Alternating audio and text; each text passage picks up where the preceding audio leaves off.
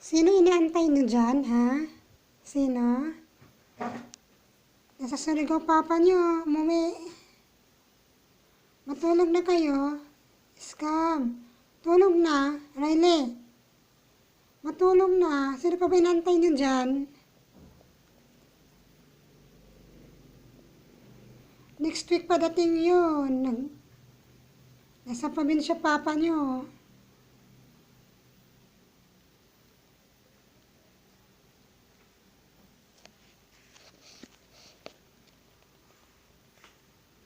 Matulog na kayo sa kwarto. Sa kwarto na tayo. Hindi pa darating yun. Next week pa. 1 week tayong walang kasama. Tayo-tayo lang. Matulog na kayo. Tulog na kayo. Di pa darating yun. Next week pa. Riley, tulog na. Punta na sa kwarto. Umihi muna. Ihi muna, Riley, at saka Scam. Umihi muna.